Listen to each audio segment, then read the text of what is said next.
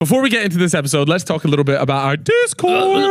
What do you mean, what Discord? Yes, we've launched a brand new Discord. The old Discord is gone, so if you were in that, forget about it. We've launched a brand new one. The link of it will be in the description. You can join up there. If you're a Fellas Loaded member, join through the app or the web app, because there are going to be special channels that are only for you. It's going to recognize that you're a Loaded member, give you a special role, and, you know, give you a couple of special perks and all that. You'll feel like a VIP, a celebrity. A little bit like him. Jesus Christ, that's a sad state of affairs if you look like me. Let me tell you that's fucking true. Yeah. I mean, that's not true. No, that's a good state of affairs. Thank you. I'm groveling. But yeah, get involved. We've been waiting to launch this for a long time. Me and Carl are going to be in there quite often. Right, Carl? Yes. I'm forcing him to use Discord and make himself his PC. I like Discord. The community vibes in there are sick. And not only that, but we actually want to have it where people can put like media content that we can react to on the podcast. Yep. So whether you're a Loaded member or not, get yourself involved in it, because we want to really build out the community. We'll try and do a bunch of cool stuff over on that Discord, and maybe even some more live call-ins. Like, this is the place where we're going to do all that. It genuinely isn't just no regular Discord. We spent a lot of time and a lot of effort making it as sick as possible, and it is levels above our old one. So that's why we actually just decided we need to completely redo the Discord. And look, Reddit's good and all. We still love Reddit, but the thing is, you kind of can't engage in a long conversation there. Whereas in Discord, you know, we can go into 4 a.m. deep chats. Damn. About Why wanking. 4 a.m.? Why not 5 a.m. in the kitchen? Because you know the little Discord mod on the computer for him. We should have called this server 5 a.m. in the kitchen. Oh, We should have a channel shit. called The Kitchen. We can do That's that. for 5 We a.m. can do 5 that. 5 a.m. The thing kitchen is, chat. there'll be people jumping in there actually just like on some crazy stuff. Yeah, like, yo, lads, I'm in the kitchen right now. Just had a pub. The Discord's getting shut down. Yeah, we're looking for Discord mods as well. So if you are just one of If those you have a degenerates- neck beard and you don't go outside, please reach out to us Then because we maybe need you we'll- now. I've got a neck beard. Anyways, guys, Oh. let's get into today's episode. Welcome back to another episode. We're not talking about one of Chip's mental episodes. We're talking about No. like the episode of the Fellas pod here. Hey, look, I was thinking the other day, what is your SPS? My special No, penis superpower. no, think miles per hour, but better. What? Speed per second. Strokes per second. Oh. Think about it. When you're jacking off. What? Wait, jacking up? Or you not mean strokes per second? Or you mean like... Yeah, when you're cranking the hog, okay? Like, are you quite with it? You sat Bro. there like, oh God, I need to get this nut. Or are you quite slow and I methodical? think when I was a young buck, when I was in like my prime meat beat era, you're looking at 3 to 4 per second. That's crazy, bro. What? That's That's quite That's not fast. enjoyable though, man. Yeah, no, but that's- it's efficient. No, but when It's you're not young, even. The Bugatti Veyron. Yeah.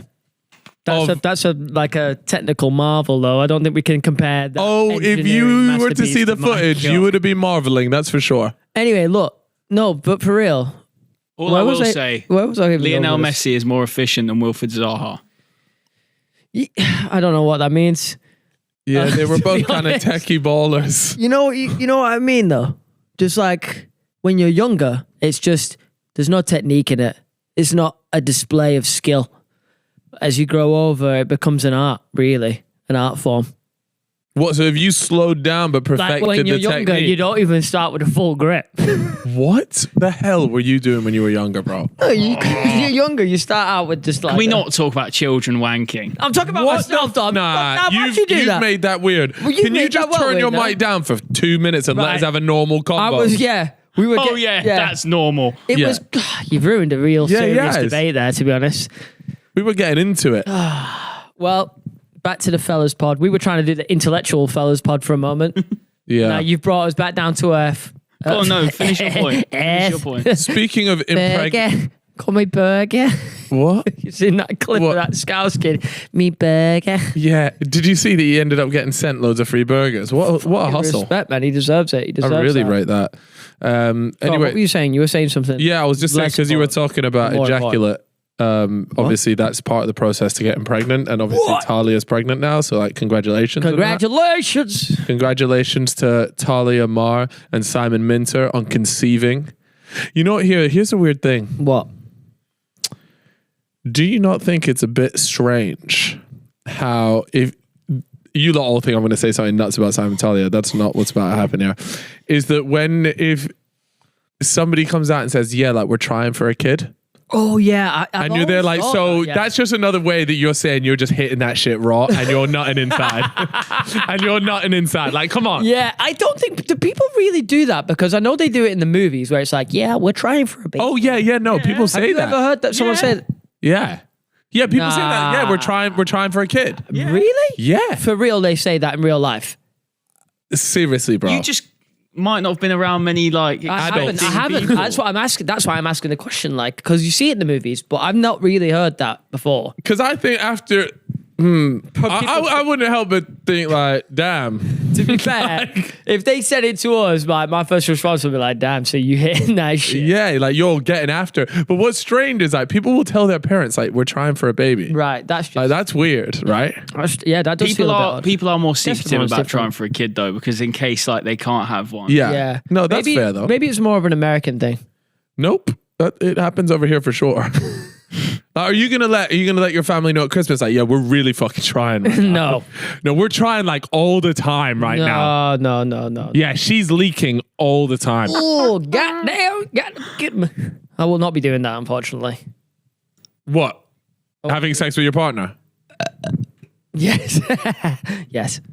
You know, I won't be announcing it, man. I won't be like, yo. This conversation that we're having is so childish. We should be more mature about the whole situation. Like, guys, this is part of the circle of life. It's normal. You know what? I think because of the job roles that we have in life that we've fortunately landed ourselves into, we are more childish than the average person around our age. Because my brain hasn't developed the way it is. Yeah, our brains are underdeveloped. We know that. But you think about it, like we've had a different situation. I'm trying to explain it. Do you know where I'm going with this? But I'm explaining it really badly. We haven't had to go through the traditional path. Yeah. Where you've not had responsibilities. No, because we still do have responsibilities. I got more responsibility than everybody in this room. I guess we can. Yeah, that's true. You're the CEO of a massive company, so technically, I have to deal with Proddy's fucking tantrums, and then I have to calm him down as he eats a fucking packet of God knows what on fucking. Oh, it's a malt loaf. What are you eating? Why are you eating on the pod? That's one of the best sound bites of all that. Oh, it's a malt loaf. I really don't help myself. Meatloaf. Is that what it is? No, malt loaf. Don't know what that is. Like fruit bread, innit? Oh, yeah, fair enough. I have that quite often, actually. That's one of my preferred snacks. Yeah, I had that this morning, mate. One of the ways that I've actually managed to take my nutrition up a notch above what it was in 2024 is by introducing Huel. That is today's podcast sponsor. The global complete nutrition brand trusted by over 400 million people. Woo! Look, their Black Edition, ready to drink, a complete meal in a bottle, high in protein, which you and I both love, my friend, low in sugar, even better, and packed with all the nutrients your body needs to perform and feel at its best. And right now, new customers can try for 10% off plus a free gift. So you can use our exclusive offer at huel.com/thefellas. And on top of that, it is a perfectly balanced meal designed by experts to make sure you're getting all the nutrients that your body needs from just this. Woohoo! Unreal that. Of course, as we said, guys, make sure you use the code THEFELLAS for a cheeky 10%. Oh, yeah. And a free gift. Woo-hoo! Don't believe me? Well, guess what? Take a leap and join the community of Hooligans with this exclusive offer of 10% plus a free gift for new customers with the code THEFELLAS at Huel.com. Unlock a healthier and easier way to eat with Huel. Nutritionally complete meals in minutes so you can focus on what really matters. But you know what I mean? Like, I just feel like, because one of our main jobs is to sit here and talk shit, so we get to be a little bit more like, we get to explore going to our work childish and side. talk about wanking. You can't usually do that. No. So it keeps our brain from going further because it's like, oh no, I'm enjoying talking about strokes per second actually, instead of the political climate of the world. Yeah, man, I can't believe those damn tariffs. This is just my excuse anyway for being a little fucking Nerd. I actually used to be so into news and shit like that before I joined this job. Did you actually? Yeah. What does that even mean? I used to watch the to news. so be into the news. Yes. You see when the Iraq War, I was fucking loving that. No, I Yeah? used to be dialed into the politics, man. Did you? Fair Yeah. enough. I respect that. But now my brain's mush. Yeah, I guess just doom scrolling. Everyone's brain's mush now. Yeah, doom scrolling done us in. Oh, man. Back in the days when it was just newspaper and shit, you'd be locking in. Page 3. Straight tease. Straight tease. Like, bro, you know what the best thing was? You know what? The idea of page 3 was genius, yeah. Because when you open it, good. it's not instant gratification. You gotta wait. You gotta wait till the third page. Nah, you know what it was? It was them ones where you've opened it up. Yeah. Got family all around you. What? Dude, it's opening up. Page 3. I'll be honest with you, I'll never It's just promote like that you read shit. in the front cover, you flip to page 1. You know what's coming. So it's the way you orchestrate, the way you set it up, you pre-plan the page flip. But are you doing this in the So living you've room? got the paper, yeah, and you're curving it almost. You're curving it. So Privacy on the screen. So you've not got it flat open, like flat for the whole room. You've curved it towards yourself. And it's just delicate, slow turn, eyes just wandering, getting a load of them teas. You're like, oh yeah, so uninteresting. Next page. You know what it is? You got now for me. If I were to ever, I never ever had that magazine or whatever page 3 was, right? But what I would do is the way I would approach this is I would get to it and I'd quickly go past the 4. Just to like let everyone in the room know that I'm not here for the teas. Like, that's disgusting. Yeah. But then like They see through I you, just bro. occasionally be looking back, but they won't know what page I'm on at this You point. got to do this one, right? I'll earmark it actually. No, So that I know. here's what you do if you want another look. So let's say you get to like page 6 or something. You're just like, you start reading something out. You're like, oh, that's fucking. Where is that? I swear I read something about that, and then you're just going back, and then you get one little fucking sneak peek as you're going back through to page 2. Fuck. It was always missing in my house. Really. Yeah, that's because your dad was absolutely hammering away He his took it chopper away at to the that. Bahamas, and he's got a collection of page 3s on his wall. They don't have that magazine over Yeah. there, bro. He was stroking it. That's crazy. What? How did I was about to say How did something you get my crazy. dad wanking? I was about to say something crazy, but I'm not sure if the Bahamas go even on. has coconuts. What? Are there coconuts in the Bahamas? Why would I they not? wouldn't know. I've not been to the Bahamas. In the Bermuda then? Bermuda. Yeah. Yeah, they got Buddy, can you coconut. describe Bermuda though? Like, what is there? What Do you is wanna see a going on? picture? Yeah, show me a What pic, is going man. on in Bermuda? I need to know. It's a tax haven, bro. Wow! It's actually so beautiful. It's such a lovely place. This is Horseshoe Oh Bay. my god! That is It's a actually nice. lovely spot. Looks like the place from Castaway a bit. Castaway. Yeah, that's My beautiful. brain's dusted. That's lovely. Can you show me your dad's gaff right now? On Google, just Google Doesn't Map it have somehow. one. Is he not? Nah, my grandma's moved back to the UK now. Fuck, you still got your grandma alive? What a fall off though from your pa. Because so he's got to come back to the UK. Yeah. Yeah, that's nuts. Oh, that's rough. And you know what's even worse? He lives in northwest London, Why is that bad? where Stanley's from. Oh, we don't want to Yeah. talk about that. Is that a bad area? Oh, no, It's all right. You don't want to be where Stanley is. No, I'll mate. shout out to the northwest. Just a bit of a London difference boys. from Bermuda. Those- Pink sand. Yeah, beautiful there, man. Yeah, that's true. What else? Anyways, yeah, it turns out that Simon. Oh, have you watched the video where he tells everybody? No, I actually haven't. I saw you uploaded it, but I haven't watched it yet.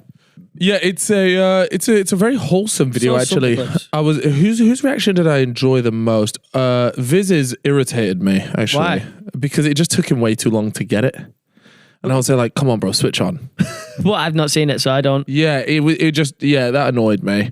We'll have to get Simon on to give a bit more context behind that. Bro's like the granddad that gets annoyed at anything. Nah, it irritated me. Yeah, I'll put that out there. And then JJ's was quite wholesome. Yeah, I saw JJ. This was nice. I Yeah, liked it. It was cool. I saw the clip of that one, and then the bit actually where Simon goes to film us, but Harry thinks it's a photo. I thought it was quite funny as well when we were all at a dinner. Yeah. he's got his thumbs up, the classic Harry pose.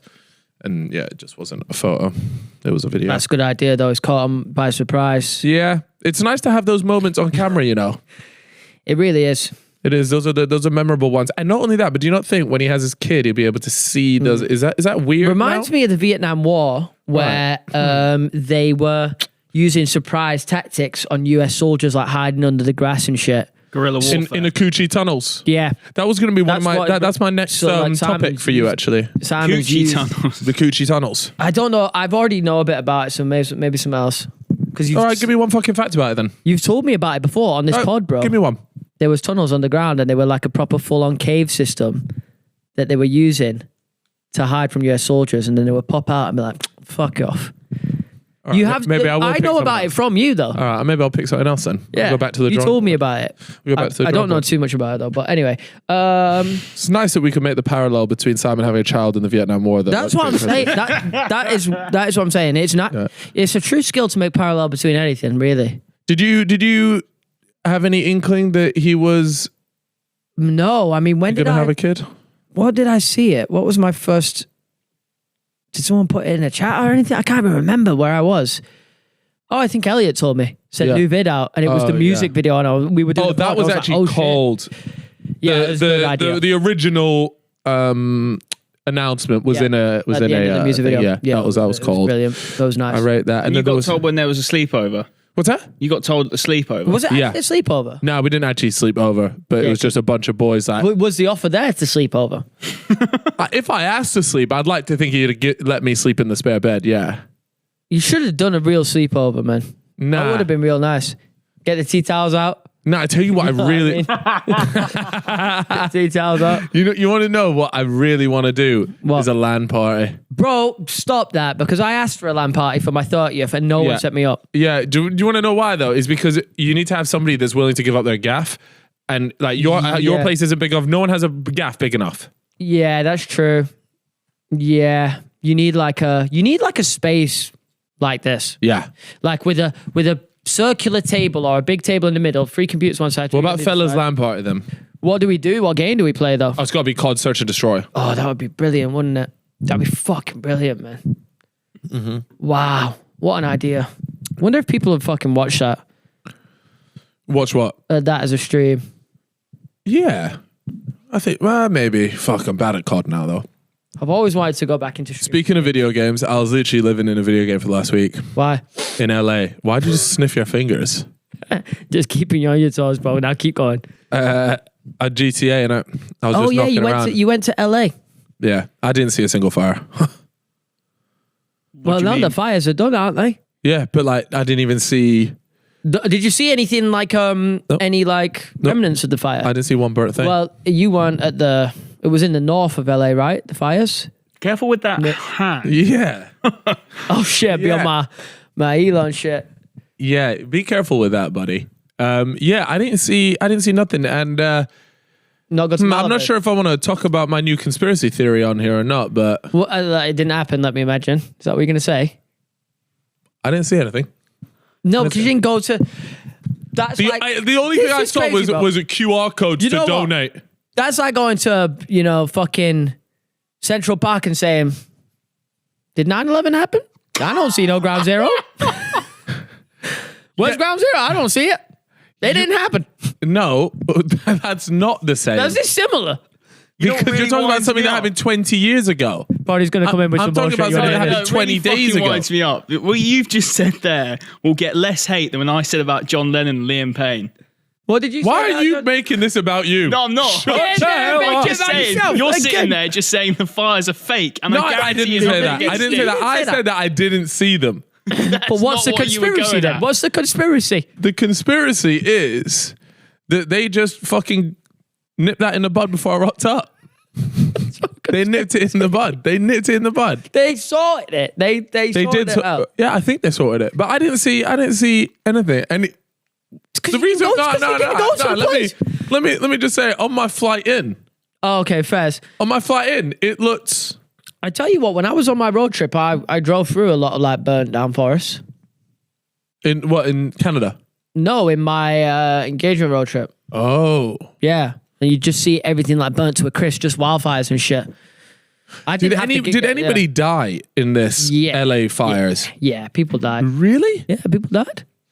It was massive. This was a real deal. Oh, well, if wasn't it? that's the case, then I shouldn't be really joking around saying It's that okay. it didn't happen. But this, you didn't know. I didn't know. 29 people. 29 people died? That's crazy. Rest in peace. LA was a movie, though. Let me put you on. Right, come on, talk to me about LA. Yeah. So I went out there, filmed 5 videos in 5 days. How was the weather, by the way? Because it's good. It was good? It was good. It was, obviously it was a little bit chilly. Like a couple of days I had to wear, God forbid, a hoodie. And then, I was just knocking around. I bumped into Will and E when I was out there. He had a gaff. He's doing like his a He's video been gone round. for ages. Mate, he's been out there for 3 weeks. Wow. 2.5 weeks. I respect that. Staying out there 3 weeks. It wasn't all. You're not just staying in LA. He's doing like a tour in the US. I know, yeah, but you stuck with the That's a same grind. people for 3 weeks as well. Like, When you're single and you don't have a girlfriend, chewing your fucking ear off, mate, you're sweet. yeah, but I'd be missing her, you know. I'd be like, damn, I need to get home to see my fam. See the boys. You know what I mean? That's Like, an 3 L weeks is a, take. That's 3 an weeks L is a take. long I'm time. sorry, but to be Bro, back me 30 up. to be 30 years old and missing someone is crazy. Nah, but like No, I'm not 3 weeks, speaking. 3 weeks away on your own, you're just gonna be like, no, don't worry, man. All right, from this moment on, in this particular conversation, there can be no Proddy hate. Go. Yeah, would you miss her, missus? What if I was away for 3 weeks? Yeah, you'd be like, Yeah, sure. you would, wouldn't you? We'd obviously miss them so much. of course you would. I'd miss Izzy and You the know dog. what? I would miss home for sure. I'd get homesick. Even after 1 week, I'm like, this is fucking shit. Get me home. Did you lot used to get homesickness when you were a kid? Nope. I think that's not a real thing. I wasn't away from home that often. Sorry, being homesick is ridiculous. You're on holiday and you're complaining. That's Yeah, but most of the insane. time we're not on holiday. We are fucking. So whatever it is, you're out and about. Like, okay, the only time saying that you're homesick just means Yeah. that, oh, you miss like some nice food and a good bed. No, No, because it's I'm not only that. getting food. I'm missing the comfort of my usual surroundings. Like, genuinely. I'm like, I want Oh, to go. come on. No, bro, you know what? It's going to sound fucking crazy, right? Homesick. When I'm away, sometimes I'll be like, damn, I even miss doing a little pod out with Carl. Like, I just want to go home, back to my normal routine for a little bit. Yeah, but that's not being homesick. No, that's not what I'm saying with homesickness, though. What I'm saying is like when you were like 6 or 7, you went for a sleepover and started crying. Your mum had to pick you up. Never, pod. Nah. Really? Never. I really Nah. had that. Nah, neither. Nah. Nah, I didn't have I've that. never had that. But I'm telling you, man, I get homesick. Not actually ill, by the way, in case you're taking it literally. It's just like missing home is what my idea of it is. Yeah, And yeah, like- okay, but and I'm like, telling I you, that's prefer not to be what at being home. homesick is, where you can't get out of bed because you miss your gaff. Really? Oh, so it's a real. Well, that's Such bollocks. That- That's yeah, not yeah, what yeah, it is. I thought it was like, homesickness. I thought it was more of like a metaphor where you're like, I'm homesick, you know, I'm just Yeah. missing. It Yeah, is. some people will use that, but then you're Maybe. really playing down the people that are truly suffering with homesickness. Longing for home and family. See, yeah, longing. Yeah. That's what I'm on. That's it. Longing for home and family. That's what I'm talking about. I'd be like, damn, I wish I could go home. Oh, that's pathetic. Don't you Yeah, ever but I want to just go don't- back home though to your flat? Yeah, no, there's times When like, you're oh, I traveling. quite like being oh, wait, I'm in LA, the sun's shining, I'll just go for a run. You know, like when you Yeah, but know you're your an trip's adult, coming- Cal. I'm Yes. not referring to an adult being No, homesick. but we're talking now about adult. We've given up on I the tell you child what, homesickness. on an stuff. actual holiday though, I wouldn't get it. Like if I'm like chilling on a nice sunny vacation, then I'm like sad when I'm going home. I'm like, damn, this was real nice. Yeah, I actually get the opposite. Yes, on those kind of trips, yes. But when I'm traveling place to place, so much logistics, stress trying to figure stuff out on a fucking go. Like my last one, I'm like, at the end, I'm like, thank fuck I'm going home because I want to be home now. Because then you don't have to deal with any stress. Well, Yeah. yeah, there's so much bullshit going on a shoot that's across multiple locations in another country. So what you're telling me, yeah, I just don't think homesickness is a real thing, unfortunately. It is a real thing, bro. I'm telling you. Yeah, I mean, You're look, not we bedbound like you got flu. You got to experience it to know it, bro. yeah, but well, then of course we all go, oh, I miss my bed. Yeah, well, mate, you've been staying in a fucking hostel in Colombia for the last week. We'd all love whack on Netflix and just chill, you know. But that's not what it is. Yeah. Anyways. Anyway, tell me more about LA. Okay. So we went a lot of NPC action out there, man. Of course, it's the Heavy on hub, it. isn't it? The home of NPC shit. Actually, another really sad thing. Actually, sorry to keep going on about just bad shit, but so many homeless people there, man. It's also like a main bit for it, isn't it?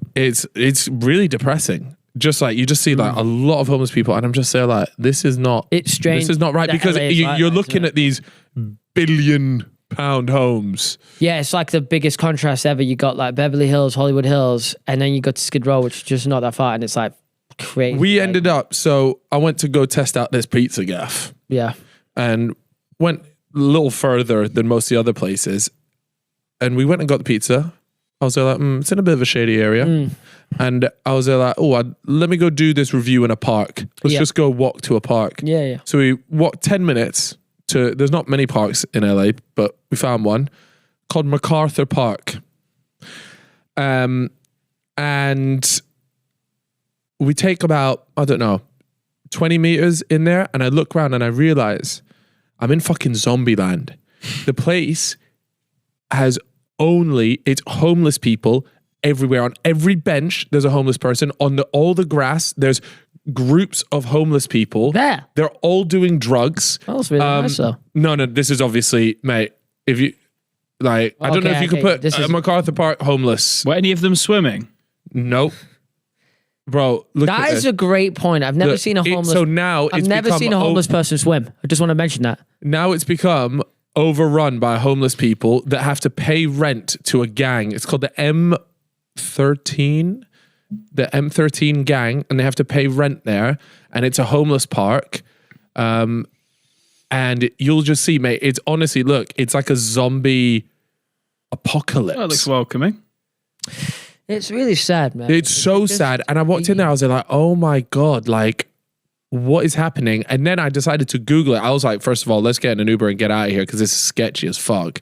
And we jumped in an Uber. I've read the thing, and it was there like 2 days ago. There was like 5 people being shot at in this park, and it's like a gang ran area in LA. Whoa. Like, look at this. Yeah, this is a bit wild. And I was just knocking through here with like a $5,000 camera and a fresh pizza, man. I was free game. Yeah, they should have fucking napped your ass, they should have done, man. So what's this gang called? M13. Type in MacArthur Park gang. It'll probably just pop up. Okay. Like MS. Yeah, that's it. M13 la. MS, the top one. Yeah. Look at this shit, man. The story behind one of the world's most brutal street gangs. A street gang that was born in LA but has roots in El Salvador. Yeah, this is it, bro. So imagine, I realized like, yo, look, I love pizza, but not Face tattoos are always, can be very scary, can't they? Yeah. Them El Salvadorians. I think it's more just like, if you get a face tattoo, you just don't give a fuck. Yeah. Do you know what I mean? Yeah, you don't care one bit. You're like, fuck the world. Yeah. So yeah, anyways, I rocked up to there. That was a pretty crazy experience. It dipped out of there ASAP. And then I went to, brutal initiations. Zoom in for me a sec. MS-13 has been accused of recruiting poor and at-risk teenagers. Joining is said to require being jumped in, subject to a vicious 13-second beating and getting wet, which means carrying out a crime, often a murder for the gang. Wow, so it's not Sean just swimming. got to yeet someone. What the fuck? Leaving is potentially even more dangerous. Large chest tattoos brand members for life, and some factions are said to murder members who attempt to leave. Yeah, this is nuts. So yeah, anyways, that was a crazy experience. And then another one, there's Melrose Avenue, which is like a really long street just filled with shops.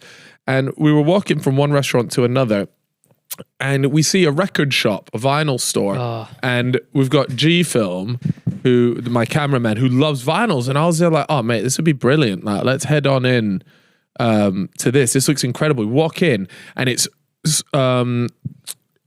floor to ceiling. Click all. Yeah, because go to reviews. I'd love to see what... It might be no, keep going down. The record collector 1.8. Yeah, wait for this. Wait for this. So we go in, beautiful store, and we're instantly greeted by an old man, and he goes, what are you guys looking for? And I was just like, oh, we're just here for a little browse, if that's okay. And he goes, is there any, and he doesn't reply, and he just goes, is there anyone you're looking for in particular? And I just look, I'm like, oh, well, it's G-Film's the vinyl guy. Like, you looking for anything, Harry, in particular? And he goes, oh, I wouldn't mind like a Frank Sinatra if you have one.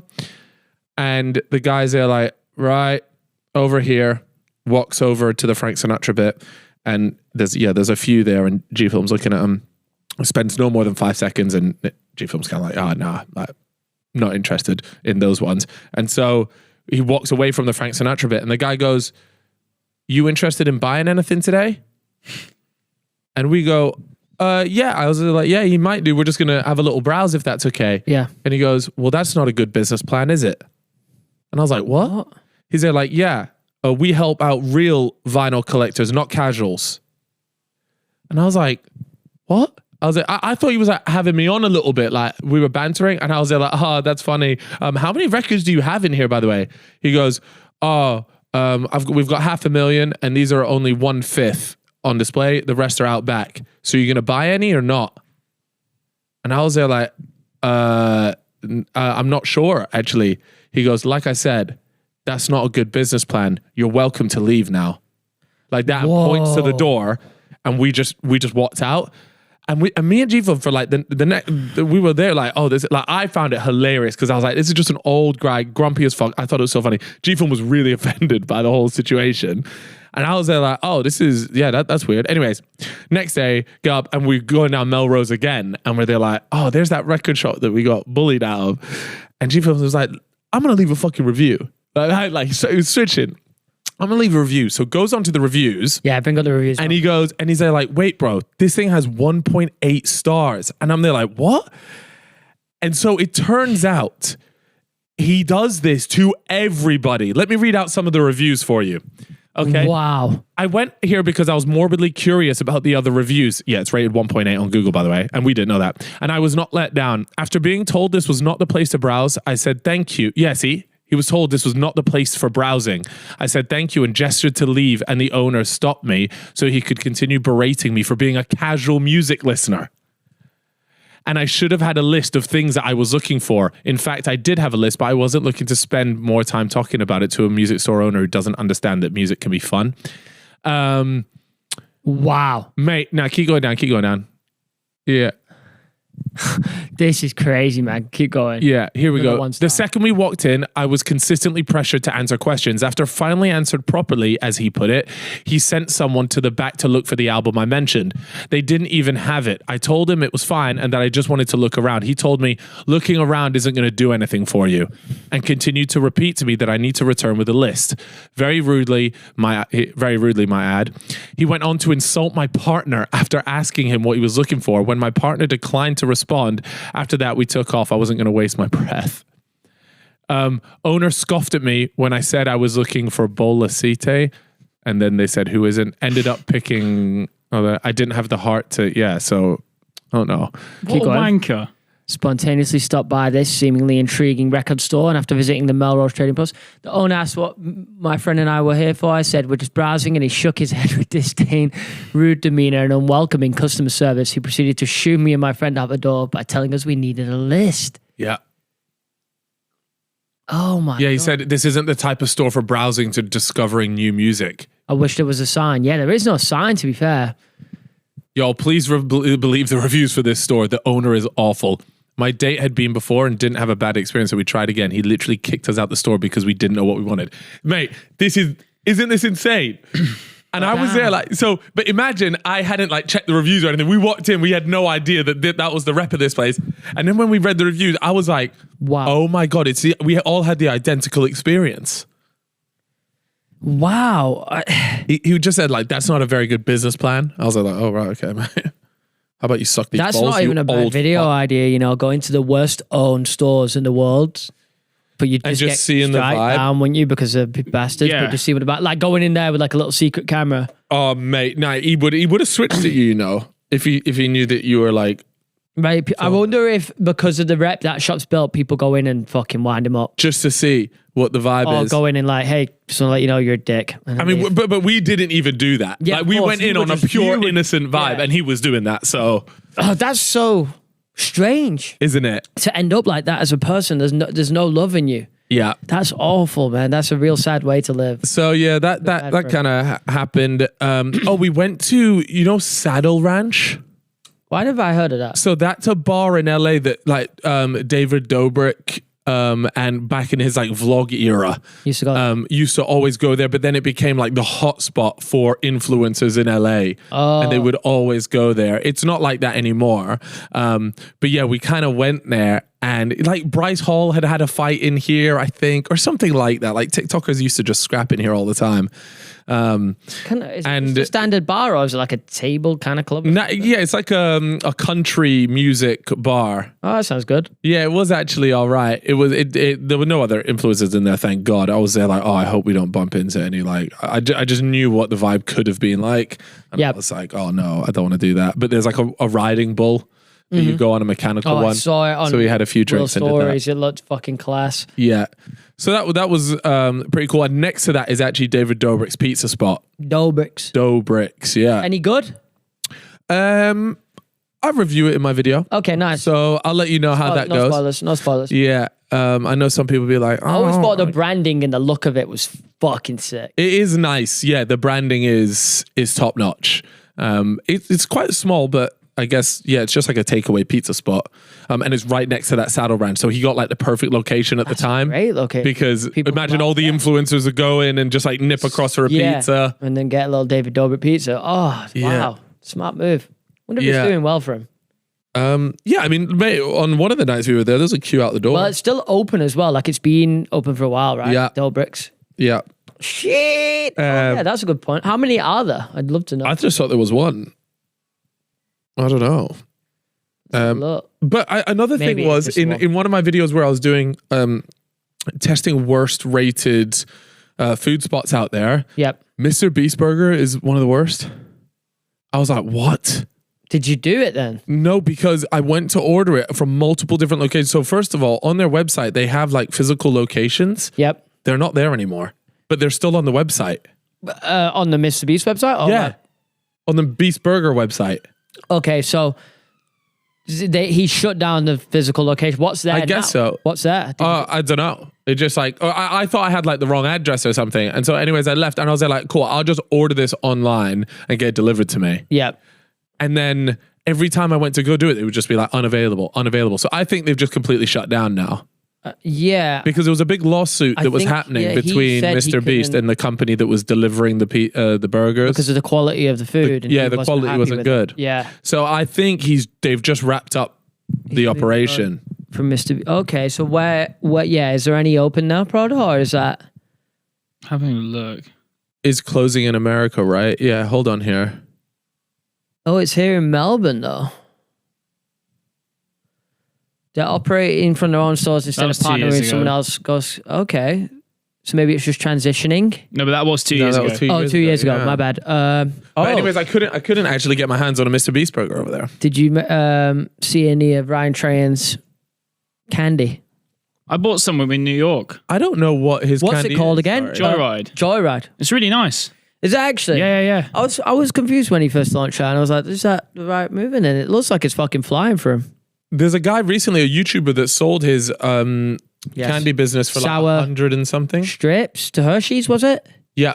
Was that right? Sour something? And Hershey's bought it off him? Or somebody like that. Big, one of those big companies bought it. Fucking bag. Fair enough. But Prime is still like everywhere in all the shops. Yeah.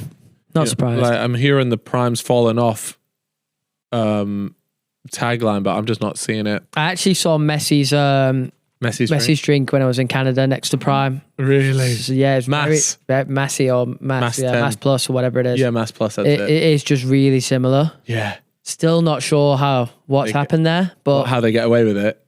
Yeah. I just don't know, but fair. I went to that Erewhon. What? Sorry, Erewhon. Oh yes, Erewhon. I've been to that. Yeah. Is that the one where the most expensive grocery store in the world, technically? Is it where you get the shake? Yeah, the Hailey Bieber shake. Sabina went to it, yeah. Yeah, $25 for the shake, or $20 for the shake. Wow. Like, it's like a strawberry thing, and it's decent, but it's nothing you need to write home about. The COL over there is crazy, man. The COL. Cost of living. How much one? No. EREWHON. Yeah, it's... Mate, it's a mad place. We went in there and instantly got told off for filming. It's the only place where we got told off for filming. What kind? Was it just like, hey, no filming? Or was it like, hey, put the fucking camera down, dog? No. It was, hey, you can take pictures, but no filming. Oh, shit. Yeah, they weren't like rude to me or anything about it. That's fair enough. That's fair enough. I think maybe because of the amount of celebs they get there or whatever. But yeah, we went to, went in Is there only one of them? No, there's a load of them over there. So is that like Paid $29 myself, for a bottle of water. I've not myself been into the Sorry? shop $29 for a bottle of water. for one bottle of water. For a bottle of What water. was in it? It's a big bottle of water, but What the fuck was? Yeah, what was nah. going on? it's mental. What the fuck? You'll see in my video, bro. It's insane. I couldn't believe it. I was shocked. But Bro what was was cool- paywalling the whole fucking story, man. Come on. Tell me about the water, man. I just told you that When's exists. your video going to be out? Was it 1 litre? A while. What's that? Well, how many litres was the water at least? 2 liters? Okay. 2.5? That's still Don't say okay fucking if it's all terrible. right. Yeah, $29 it was. No, but if he turned around and told me it was 500 mil, I was going to even two. Bro, it should be About- $2. Yes. To be It's fair, insane. have you ever bought a big bottle of water in an airport? Yeah, That's what, a 5, fucking 6 quid? disgrace. probably? Yeah, five quid or whatever. This No, thing was I 25 had quid. something recently where someone commented on my shit and they were like, 7 quid for a water is fucked. And I can't remember where it was. And I deep Yeah, that is bad though. 7 quid is ridiculous. Got it. It was Sabina's TikTok when we went to Hawksmoor. £7 for a bottle of water. That's bad. That Nah, is and not only that, expensive, I've been. You know, Hawksmoor is one of my favorite gaffs of all time. But Yeah, we love I hold them to a high standard as well. They only serve the mini cokes, Yeah. And it'll still and they be, charge you a it's still a full fiver. whack for it. Still You a shouldn't be fiver. paying for water anywhere in a restaurant. I'm sorry. Oh no, I'll be getting bottled water everywhere. Yeah, you. Okay, this is the worst take of all time. it's not. If you drink tap water in London, you're literally just lowering your own IQ. World. This is not the third world. Our tap water is absolutely fine. Oh Is it though? Yeah, my you god, lot, it tastes you lot have disgusting. brainwashed yourselves. No, can you not taste the difference? I I can don't taste care the about the difference for taste. sure. Water Oh. is there to hydrate me. I don't give a fuck how it tastes. Yeah, but Unless That's it an tastes of insane take. I like things that taste nice. Unless it tastes of genuine shit, I'm obviously like. You could taste this the is tap chalk water, in yeah? it. You This could tastes taste the absolutely chalk fine. in it. the thing is, That's got my like, shit particles from tap last week in water- there. Tap water outside of London, yeah, let me Yeah. get some of that. But I don't drink it in London. No, in I London, don't tap think water it's is good. fucked. I And just can't think you've tell. convinced yourself that it's some sort of mental conspiracy when it's really not that deep. Yeah, but All right, That's okay. Here, absolutely put fine. London tap water versus put like bottle. Yeah, I'm sure it's obviously worse. Right. But I'm So, not, would so then what but are you I'm not talking gonna about? pay for it though. What I'm saying that it doesn't change anything in my life. Yeah. Okay. I still drink it to hydrate myself. Yeah. I'm going Right. to choose the free version over something that cost me £4.50 in a restaurant. Yeah. I What much if rather it tap is? water, which What is if regulated. the longevity of your life and your body is being? Respect your body prod. Yeah. I very much do, but What if it's having a Treat it the way it detrimental deserves effect? it. Give it some premium water, bro. sure, all right. Yeah, but there we go. Not for me. Prod, I actually have noticed in your face the effect of tap water. I No, just you want to said say, I put on weight on the last You- pod. Oh, when I it went could have been because of the tap water, I though. knew it. I knew there was something. Here we go. What a shock. London's tap water is safe. Yeah, I'm not saying to it's we drink. know not it's safe. safe. We know it's safe. We know it's safe.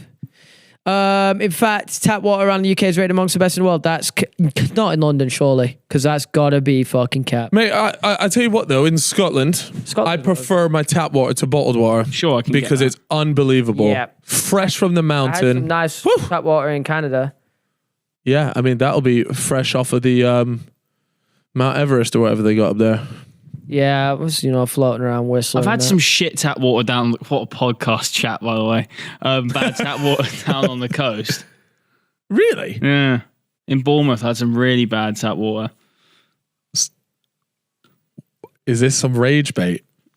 Are we rage baiting? No, here? I'm not. Or We we just I'm realised that laughing it's an 'cause we're awful chatting about chat. tap Well, water. he's sat on his phone texting people. We really are on the ropes here. What you ready to carry on now? Nah, I've seen you I'm texting talking before about- that. I'm looking at Reddit for tap water. Most people are saying like it's got a bad taste / feel to it because it's hard It water. does. But And then you've got someone here like I love London tap water, drink it every day. So it just looks like a preference I thing. drink it every day, yeah. Somebody said probably addicted to all the drugs in it, mate. Fucking hell. Bottled water is an environmental disaster. How do you feel about that, pal? bottled water is an environmental disaster. Yeah. I just want to say I drink my water from paper cartons now. I do drink tap water though. I just use a water You're filter. so out of touch, bro. How? A water Actually filter. I crazy. feel like a lot of people have a water. Nah, Chip's out of touch. Probably back it. Probably water filter's not. I just drink mine from my tap. Yeah, enough, but I is just a- drink is a tap water as filter well. bad? No, it's pretty common in most new builds now. New builds. Yeah. I'm a new build merchant. Nah, are, you're you've just got a out of new build touch. flat. I do have a new build Yeah. flat. You're just out of touch, bro. Can I pitch you my £1 billion idea, boys? fucking God. He's so rattled about the out of time. Yeah, no, go on. Picture's your Go on. £1 billion idea. Right, so Cal, you've just been away. Yeah. Yeah. And obviously, when you flew back, did you go overnight? Yeah. Yep. Yeah. So, have you ever wanted to know the perfect time to sleep and calculating the perfect way to avoid jet lag? Yep. What we should do, we should make an app that you put your flight details in, where you're flying from, where you're flying to, and it will tell you the exact moments to sleep to get the best possible experience on the other end and avoid jet lag. Ooh, I don't mind that. already exists. No, but do you know what? Do you know what it could? You could develop it. Let me add another $1 billion onto the valuation here, buddy. Is obviously we have that. That's like a super basic level thing, though. What if you could add on you need to stay up the whole flight actually. Yep. Coffee at around this time. Exactly. I like it. Yeah. But let me find out. What would you call Hi, it? ChatGPT. Does an app exist that can calculate the exact time you need to sleep on your flight to avoid jet lag? Come on, this is a big moment for us. Here we go. Yes, there are applications designed to determine optimal sleep times during flights to minimize jet lag. One notable example is Time Shifter, an app that creates personalized jet lag plans based on your specific travel itinerary, sleep patterns, and individual preferences. Developed in collaboration with leading scientists in sleep and circadian neuroscience. It looks class. It looks so good, bro. Oh, fuck! It literally does exactly what you said about With the coffees. coffee as well. Fuck! We were onto something there. But you know what, Prod? At It's least good that that you means means. we Yeah. were thinking Yeah. of ideas. Means that though. you have $1 billion ideas, you just have them too late. Yeah. But And one then day, they're worth a tenner. but one day you'll have that $1 billion idea early. Yeah, facts. Damn, man. That was almost a premium moment, but Someone would have nabbed it anyway, but still, we're on to a winner though. Well, you got to remember, there's always multiple versions of one app. yeah, but that Can't one. let someone That own the looks, whole that market. one looks unbelievable. looks premium. That looks like it does everything and more. And there's a paywall. Hey. They're making money. Relax, man. There's some good marketing. We don't know the functionality of the app. It could be dog shit. Oh yeah, wait. So what did you say you had been to? You say you guys went to a track. Oh, we went to track last week, didn't we? Oh, yeah, we were at a track. Yeah. Just fucking cutting it up, Can I man. just say though, Me and Brody had a... Chip was like, I said to him, because he had 400-meter repeats on his plan. Yeah. And I said, save that when we go to the track. And you get to the track and I was like, what session is it you're doing again? He said, I've got to do like a 2K warm up and then like 3K at this pace. And I was like, so why are we at a track? Why are we at a track? Well, I just came for the vibes, bro. Yeah, but he then just basically used up his track session elsewhere earlier in the week, which I told him to save for the You're track. like really sticking to the plan, aren't you? Huh? In the sense that you're not even like moving the days around. I think he just forgot. Oh. Yeah, I just forgot to move it. I thought I'd moved it and I didn't. So I did my 400 repeats on the day. Should have just done them again. But I am sticking to the plan quite hardcore. How's the headaches? Give an update on the They're tension getting headaches. better. They're like, but they're now like just during the day, and they move to the right side. You know what? A lot of it could be maybe mental, could be though. cancer. Oh. Well, at least then, I'm pretty sure there's a free entry to the London Marathon. I just hope my health insurance covers it. Also, I went to the optician. Sorry, got all my eyes tested out and everything. I've got astigmatism in my left eye, so it's shaped like a rugby ball. And So what do you have to do? wear glasses.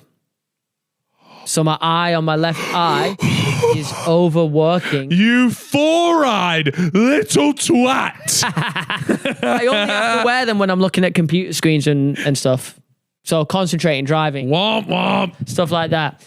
But I said to her, I believe that I'll become dependent on glasses. And she was like, no, that's not how it works. I was like, I read that online. But it is true, though. What You should becoming? get She used told to- me it's not. She said people say that, but what happens is you take your glasses off, and because you could see better before, Yes. you feel initially. It's like a mental thing. It's a So that's mental thing. dependency, though. But yeah. No, it's like you're tricking your brain. It's And like also- if you start, also if it's you just a start, scam, innit? start smoking and you enjoy the feeling of smoking, then you're going to keep smoking. Yeah, but it's not actually like chemically addictive. Also, trust me, these guys are sleazy. Let me tell you how, right? So I walk in there, I'm probably paying £30 for £50 for an eye test. I don't get it done often, so I don't know if it's expensive or not. But either way, that's what I'm walking in expecting to pay. I go in, they tell Not me if you're on this lens is- mail, mate. this is the home. Unfortunately, I need eyeglasses, blah, blah, blah.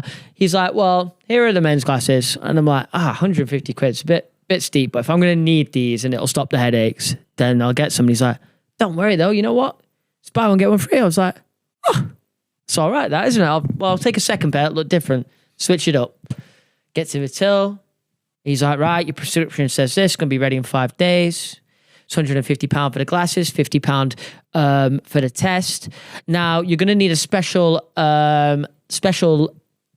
something on the lens to stop glare from computer screens. So it's going to be £30 on the first pair, £30 on the second pair. Fuck off! And I'm like, but you said the second pair was free. So now the second pair ain't even free. Now I just have to pay more. And I was just like, oh, you just spot me. And I didn't say worked out 400 quid to you. And I was just like, wait, how have I just spent 300 quid on something that I personally think I just won't wear? You got to, bro. On the next pod. No, just next pod, wear them. Stick it to. I'll wear them. I'll wear mine with you to keep. I'll bring them in. I got a little Vivian Westwood number, just like a little. Damn, that's a fucking aura. Yeah, but the other pair are like the classic Peter Parker ones. I think some people look great with glasses. I will not be like when they put them on, they look a lot better. Yeah, sure. Yeah. Trying to talk about contact lenses and everything. I was like, fuck. Oh, what, having to wangle them into your eyeballs? I ain't doing contact lenses. I got mine into my eyes at 6 a.m. this morning. I've just become so used to them now. It's absolutely fine. I didn't even know you wore them. Contacts. Yeah. Yeah, my eyes are fucked. As in you can't see shit? Yeah, or? I've got like -475 eyes. That sounds horrific. Whoa. Yeah, it's bad. Is that like what the fuck is that? Like a temperature? What's going on? What did they say? 0.75? Yeah, he said it was like right on the brink of having a stick. Of being mentally challenged. Oh, that, yes. He looked at you and he went, mate, you've got bigger problems than just your eyes. Yeah. You take care of yourself now. But on the eye test, like I was proper try hard in it. She was like, is number 1 blurry or number 2 blurry? Or are they the same? I was like, run it back. I was like, I won't let this computer fucking beat me. Afterwards, she was like, yeah, the eye test has shown you got an astigmatism. And I was like, can we not do it again? Are you sure that I just didn't get a couple wrong? Yeah. Like, but that's the whole point. And I was like, no. I said none of this. And they accepted it. I said, okay. But in my head, £300. In my head, I was like, I will beat the opticians. In fact, they will be paying me to wear this prescription. Fucking hell. Fuck. World's greatest phone case. Let's have a little look down here. At these lists here, because Proddy's put in some real fucking dimes on this thing. Is there anything you'd like to run us through on this one, Prod? Well, actually, I got tagged in this on TikTok by a girl called Charlie Bourne. So big thanks to her. She got a true crime page. Okay, big fan of true crime. She sits and talks the microphone to the camera with a little visual behind. It's very engaging. Anyway, there's this thing called the Project Operation Flagship. December 15th, 1985, the FBI performed one of their cleverest ever plays where they wanted to lure 3,000 fugitives into one venue to arrest them, essentially. Okay. So they set up this thing called Operation Flagship. 3,000 people were sent fake invites to a ticket giveaway for the Washington Redskins versus Cincinnati Bengals game. They were told they'd been randomly selected for free tickets and should arrive at the Washington Convention Center for a brunch before being transported to the game. U.S. Marshals, disguised as event staff, cheerleaders, and mascots, code words were used such as confirmed winner for a wanted fugitive and a double winner for a dangerous fugitive. They were all collective. And upon arrival, they were arrested on the spot. And between them, they had 90 felonies, 70 misdemeanors. And they just oh my God. sent it. Oh yeah, I was literally going to say, this inspired that night Night Shyamalan's film. I was going to say, this sounds just like it. Obviously for that, Trap. it was just one person. Yeah. But have you seen Trap? Could you imagine could you imagine getting arrested by fucking a cheerleader? A cheerleader and a mascot, like, oh, he's got me, haha, very funny. And he takes off his hat. He's like, you're under arrest for the murder of fucking Charles Barkley. Yeah, I'm not gonna lie, it's quite a smart idea to just turn it up, thinking, I'm gonna get myself Why don't they do this shit more? Like foam finger and a people bit. love free shit. So like, they managed to somehow obtain these fugitives' addresses, but they didn't have a way of getting them. Or like, I suppose you can't just rock up at their address, can you? And arrest them. I think you can. Then why did they not just do that? Yeah, that's such a good point. Well, there was obviously a reason to do it this way. Unless the only thing were these invites via email? What do you mean? Because then they might not have their address. They don't know where they live. Oh, they've just got their but they've got got like emails from and databases database stuff on. Okay, maybe they didn't know where these guys were hiding out. Yeah. I mean, yeah, if they're more wanted fugitives, dangerous fugitives, that means they're they're on the run, right? Am I right in saying that? Yeah, you would imagine they're wanted for... Because if they had... Look, some of them were wanted for aggravated assault, murder, and robbery. So yeah, these guys are... They would have just rocked up to their guy. These guys are on the run, so they're not just fucking chilling at home, are they? Could you imagine getting busted like that? Like you spent all this time evading them and then you just rock up because you wanted a free ticket giveaway. And you got a cheerleader just fucking... blowing your back out. Beleng in your face like, you are under arrest. Chip, do you want to run me through your education piece? Fucking sick.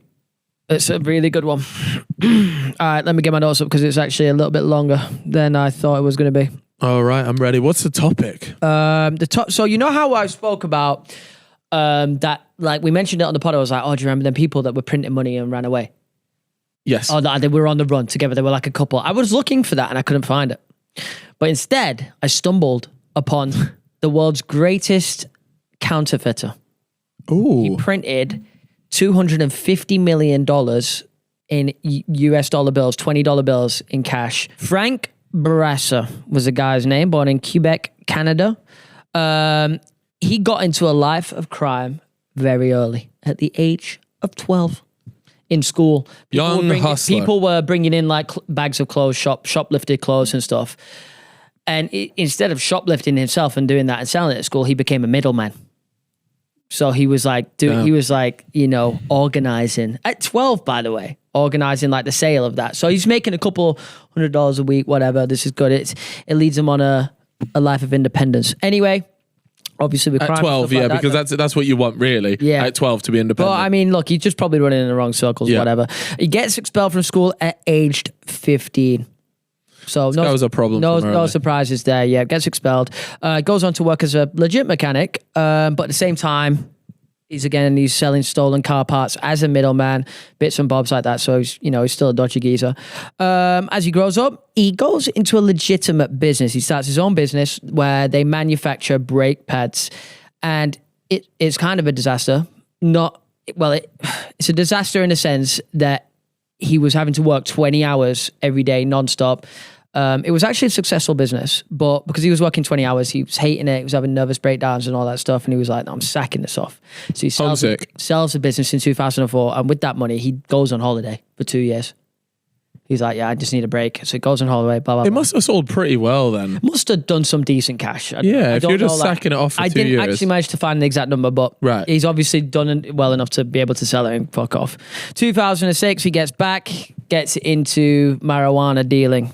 It was quite lucrative. The devil's lettuce. It was quite lucrative in Canada. At that time anyway, it was. But eventually they catch him, gets put down, drug-related charges, 12-month sentence, 3 months on house arrest.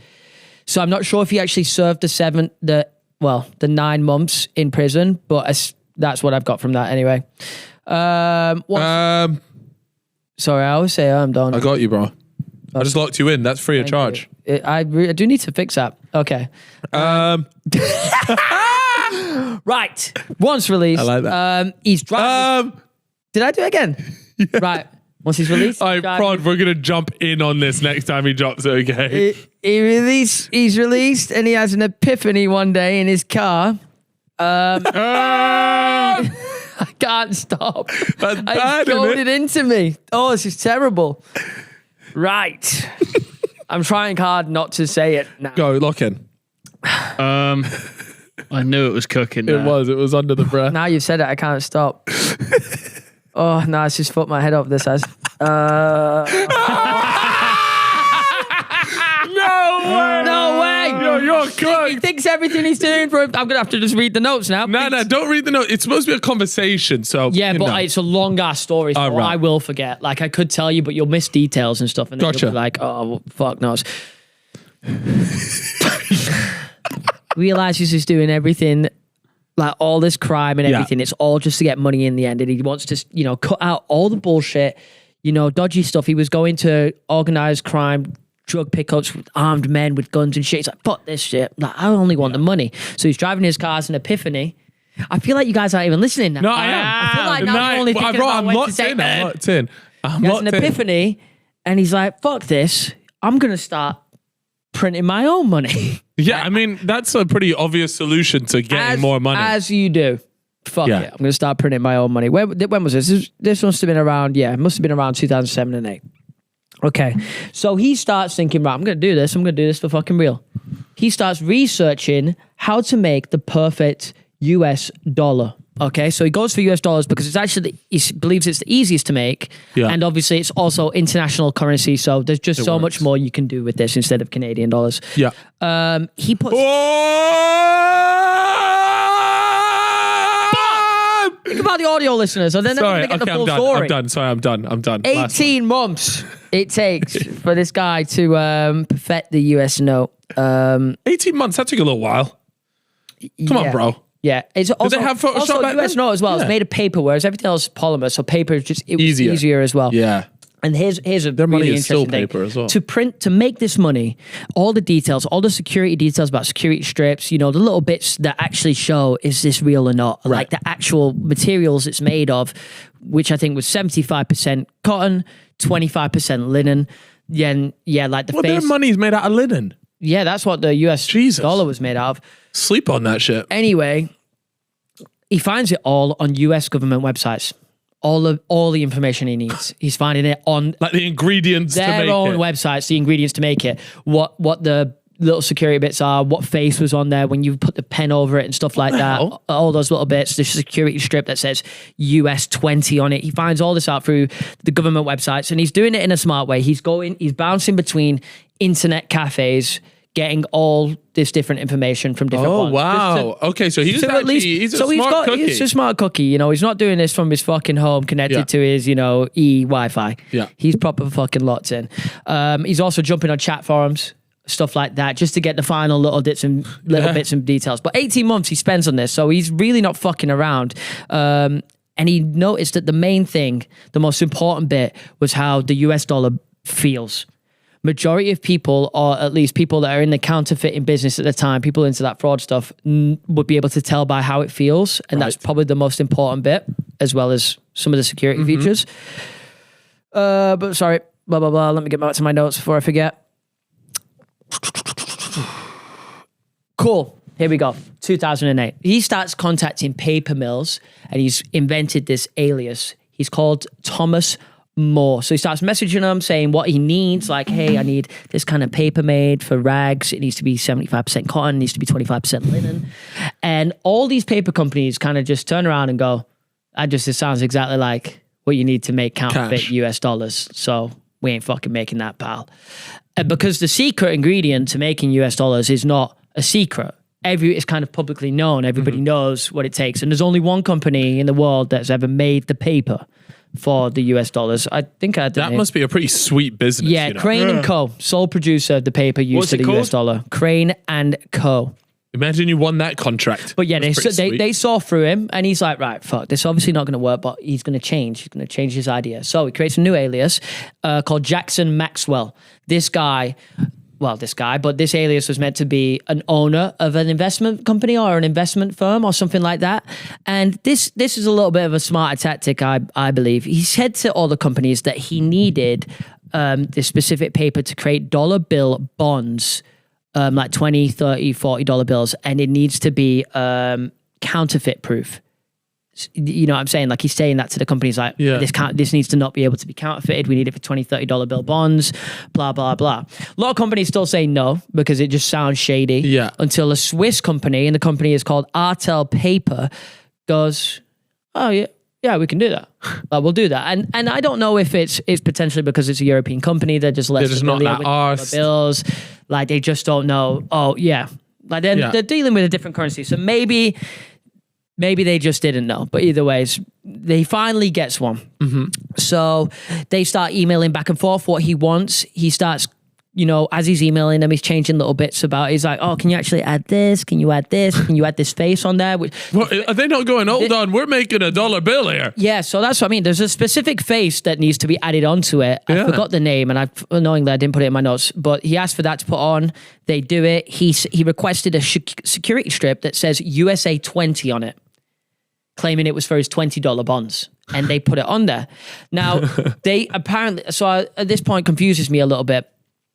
But they said they couldn't fulfill his order because they didn't have a specific machine.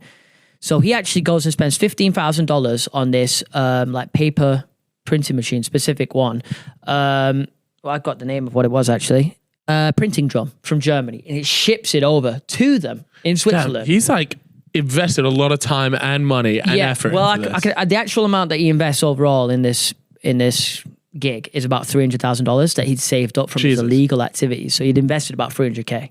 Yeah. But that makes illegal activities sound a lot more appealing. In his mind, he's thinking, well, he also sold his company, so it's probably a bit of both, right? Yeah. But in his mind, he's like, look, if I can print money, this return will be fucking crazy. So he ships that over to them, and then they start working on it. He eventually gets a sample sent over to himself from them, and he realizes it's fucking perfect. Like, this is amazing. Like, it's actually amazing. So what he does is he goes back to them, he says, you've done a great job. Thank you. I'm going to put in an order.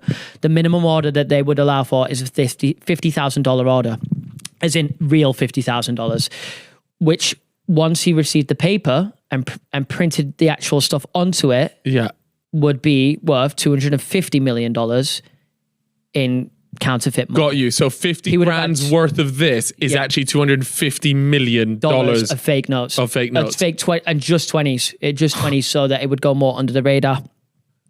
So he places that order and he was selling the money. I was going to say, should I save this bit? But essentially, his plan is to sell the money for 30 cents on a dollar. So for every dollar, 30 cents. Yeah. Okay, so if he sells 250, I don't know, it's like $80 million for himself if he can sell all that 250.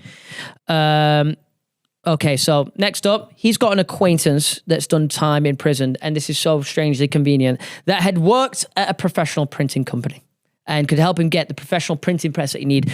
So he needed this massive machine that once he gets this paper off the Swiss company, he needed to actually make it look like fucking US dollar bills. He has to do that himself. They're just sending them the paper and the material to fill the plain paper. Yeah. So this guy helps him get hold of this machine. It's not the exact one that the US Treasury or whatever it would be using, but it's close enough that it's going to do a fucking amazing job. Everything's in place. He's ordered it. The paper needs to come over from Switzerland to Canada, right? So a nearby port, his shipment comes in. It comes in on a big boat on the shipping containers. Classic. Now he knows I can't go and pick this up myself. Like if they've caught me at the internet cafe, something I've caught, I'm done. If they've been watching me, whatever. So he gets some binoculars and for 3 days, like camps out somewhere where they, not going to see him and just looks for any signs of law enforcement, anything dodgy, anybody has been tracking the shipment, anybody waiting for somebody to potentially pick it up. And after the 3 days, he's like, no, all looks good. So what he does is he gets one of those box vans, like a U-Haul or some shit. They pick up his shipping container or his cash, and he gets, it's not his cash yet, it's his paper, but they pick it up. Then he gets another car, not himself again, just an accomplice, to drive behind the truck, and they leave. So the truck leaves, goes onto the motorway, and as it's going onto the motorway, or the interstate, whatever, it's in a single lane. The car that's behind breaks down, pretends to break down, so that any potential car that's following can no longer follow because it's bottlenecked. It was a single lane. Can't get past. Mad, this guy's really... So it breaks down for 20, 30 minutes, and this truck can now get away. So the truck goes away, it goes into a private car park, or just like a standard car park, where again, it goes under surveillance by Frank for another 24 hours. And during all this process, he is never, ever using the same guys. He's always hiring a new guy. Yeah. After the 24 hours is up, he replaces the truck, the pallets, the driver, just in case any tracking bits had been put on the pallets or the truck. Jesus so he Christ. swaps all that out, puts it all into new stuff, gets a new driver, and takes it to a farm. Now, he'd found a farmer that he'd negotiated with, paid in cash, and said, hey, I just need to use your farm. The guy, Frank has said that he thinks the farmer probably knew that some illegal shit was going down, but didn't truly know to what extent what was going on. So he gets the paper delivered there, and he gets the printing machine delivered there. So everything's pretty much set to go now. He's also ordered a couple of bits, like laser jet stuff for the security features and everything. Everything is in this farm. Perfect. Ready to go. So for the next 5 months, he prints money. He doesn't sell any money while he's printing. His plan was to print $250 million cash over the next 5 months. How he does it is he goes to bed with his missus at night, tucks her in, sneaks out, goes to the barn, prints money every night. And so she doesn't know that this happening he's either. back in the morning, chilling. Yeah. All good. Everything's fine. She never suspects a thing, apparently. Okay, it's up for debate. Then it comes, so he's got the cash now. It's now time to find buyers to sell his money. Yeah. Okay, so he's giving them a good deal, 30 cents for $1, you know, that you can do whatever you want with this. So he's obviously got a lot of contacts in organized crime, starts reaching out to people. Surprisingly, like a lot of these people, high-end drug dealers, people that can afford this, are saying no. Like, we're not interested in this. You know, be careful. Which he's really confused about because he thinks their crime is worse than this, but they don't want to fuck around with it. Eventually, he finds some importers and exporters that are willing to buy, and because they want to sell the money overseas.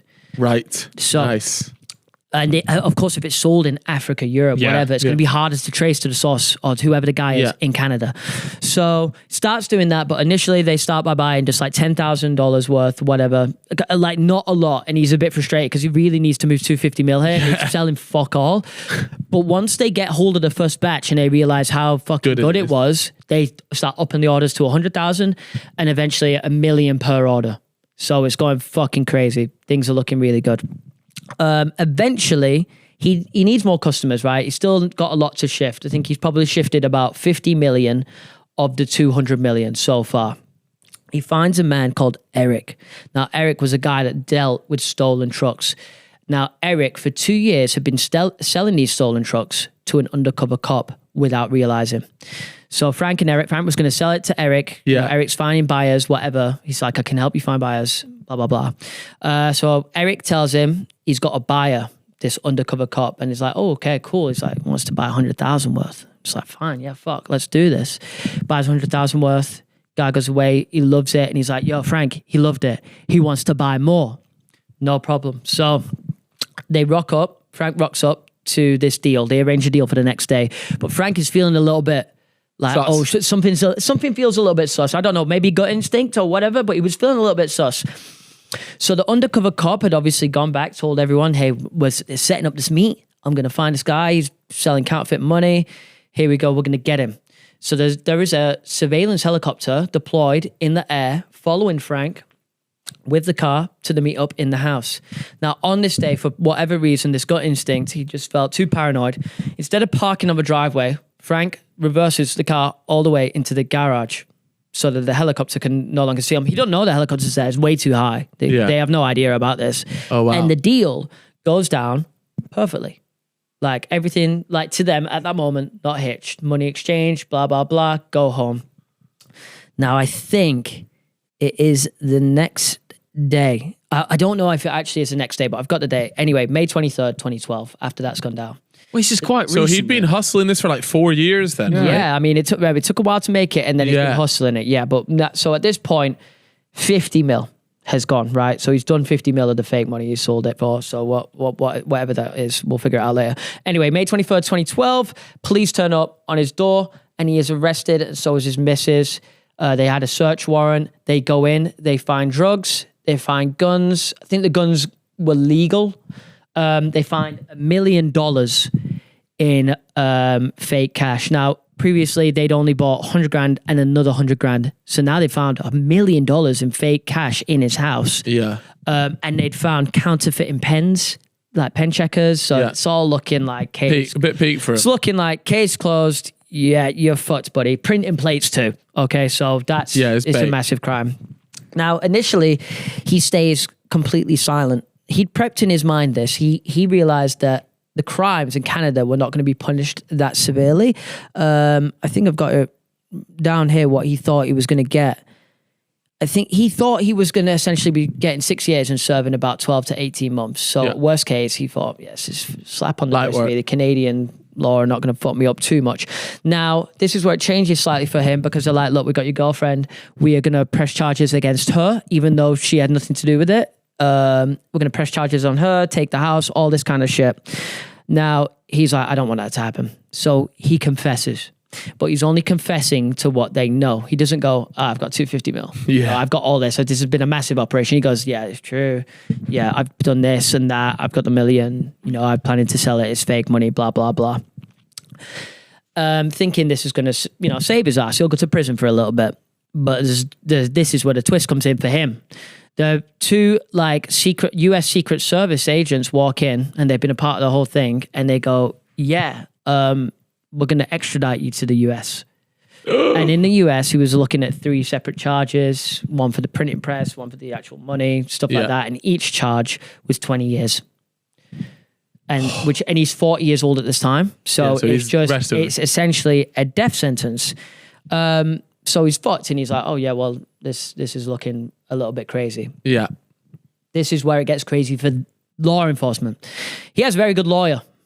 So the lawyer figures out that the police had seen him pull into the garage and not the driveway, and no one had ever seen money exchange hands. There was no proof that Frank gave them the money. It never happened. It's not on camera. It's nothing. There is the guy undercover cop's word, but it's not enough. So that search warrant that they initially used to get him and go in and find the money, find the drugs, blah, blah, blah. They said it was, inadmissible in court, and all that. And even his confession now was inadmissible. Yeah. So they were kind of fucked. Damn. Yeah. That lawyer earning his bag. Now, it wouldn't stop him from getting charged, but it did stop the extradition. It was like, we want the extradition to stop. You can still prosecute in Canada, which is what Canadian law wanted. They wanted a Canadian criminal to still go down and not really get away, because this looks fucking insane. Yeah. Now, they accepted that offer. He was released after 6 weeks in jail, but had to go, on bail. It was like on bail. I can't remember how much the bail was, maybe 10,000 Canadian dollars, whatever. Spend 6 weeks in jail. Now, during the bail, he doesn't ever give himself away. He knows not to go to the money, not to speak to anyone, not to mention it. Just fucking stay silent. Just live your life. Even though the money's stashed away in that barn, nobody knows where that is. It is hidden. So as it's getting close to the trial, he's going to go to prison, right? He is going to get some form of sentence here. He goes to them, look, if I told you I have 200 million, what can you do with that? And he goes, are you serious? He's like, yeah, I've got 200 million. He's like, I can do a lot with that. So they offer the US or Canadian law, I'm not sure, a deal. And they say, hey, look, we're going to give you the $200 million in cash, and we're going to give you the printing press, which they really wanted, because they need to get this off the street. They don't want 200 million of US notes circulating, and also the printing press. They need to get rid. They need that, otherwise it's going to cause problems. They accept that offer. He's like, I don't want to go to jail. Nothing. You're going to drop the charges if I give you this, and they're like, yeah, sure, okay, fine. Now they arrange a date, like a few weeks out, where on this date he has to give them this. But he believes he's being tailed the whole time. And essentially, they're trying to get him to give away where it is before he can drop it off to them. Because if they get it before that, deal's fucked. He goes to prison. They got their guy. The prosecution did their job and got their guy. But he never does it. He never goes to the farm. And he also didn't want the farmer to get in trouble. So he got an accomplice to pick up the press, pick up the money, and take it to like a car park, an undisclosed location. And when it finally gets to that day, he's like, okay, here we go. Meet me here.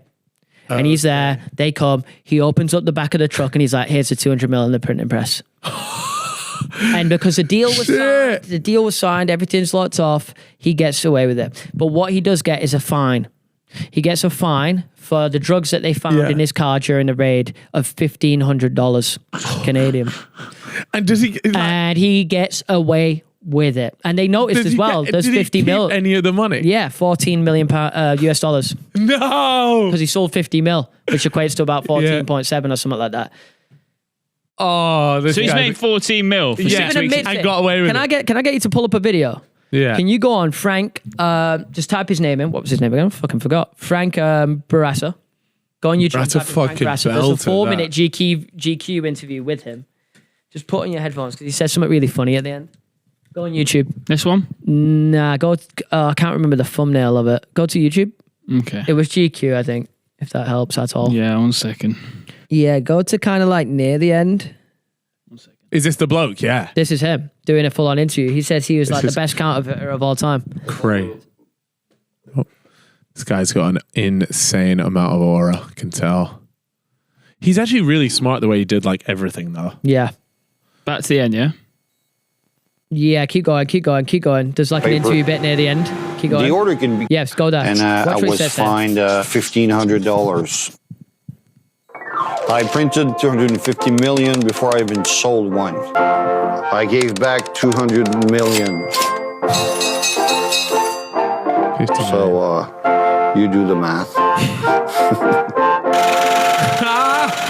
What a gangster line. Can't really take that money now. Yeah, so he's got a nice sort of cushy 14 M's there to chill with. Bro. And he just got away with it, man. I think what he served 6 weeks max in jail. Nah, that's cold. He even got out of the final bit of jail, the Canadian jail. Yeah, like at the end, sorry, yeah, it was like they wanted him to plead guilty for 3 years, serving 6 months, but he said no, and then said, "I'll give you the 200 million instead." That's unbelievable. Great story, Chip. Good story. Big fan of that. Big fan of that. Story. I can't believe I didn't even fucking know, but like, it's a good story, but I've never heard of it. Maybe we're clueless, but I just never heard of it. I love those stories. I feel like more and more of them are coming out as well with those like smaller, like those type of videos. Just mental how he got away with it. Yeah, that's real. You know what? Someone needs to make that into a TV series because that's a banger of a TV series. There's got to be a doc or something. I did most of my research for YouTube but like videos, there is a doc, a drama one. Oh yeah, that that would be a good sick. drama. It's called Fake Millions. Is it a? It's the doc, innit? Yeah. Like a drama would be good, right? Yeah, I want to see a drama. But yeah, if you want to know more about it or a better explanation, there are some great YouTube videos out there on it. There we go. Sorry. All right, we're gonna wrap it up on one final bit here. We want to know because obviously we've been asking everybody like what they do, like what their job is. We want to find who has the most boring job out of all of our viewers. So, what we think the best way to do this is. Would you reckon they post to Reddit? Yeah, we'll make a thread. Yeah, we're going to make a thread on there. Leave a comment with if you think you have the most boring job. Attack any pictures and stuff like that will be great. Then we're going to see who actually has the world's most. And then if you've got a really boring job, we'll get you to call in and explain why it's so boring. Yeah. But you know what? Sometimes these really boring jobs actually pay the best. Yeah, I mean, fucking hell. You ever heard of them ones where they have to climb the towers and change the light bulbs? Yeah, scary as fuck, but that's it's like not boring though, is it? No, that's an adrenaline but rush. like just one light bulb and you got a good little bit of cash. Yeah. I've heard about those ones where you got to put your life on the line. Yeah, fuck, they're quite scary as well. Boring though, yeah. Like, what is I can't even think. What would you say is the most boring job out there without offending people? Because like, just what your would opinion. be so mundane? Like, being a pool lifeguard. I don't know, man. Yeah, pool lifeguard. Let me tell you why. Oh yeah, you've got to really lock in, don't you? You can't take your eyes off the pool. You're not allowed, you're not allowed podcasts. You're not allowed to be on your phone at all. In fact, there's actually a recent case that's happened in the US where somebody fell into a pool, this kid, and because the lifeguard got in, took the kid out, but because the lifeguard wasn't there quick enough, he's getting sued and for like manslaughter or some crazy shit like that, like negligence. You know what though? But like sat there like this, and there's a particular eye scanning method that they have as well. Yeah.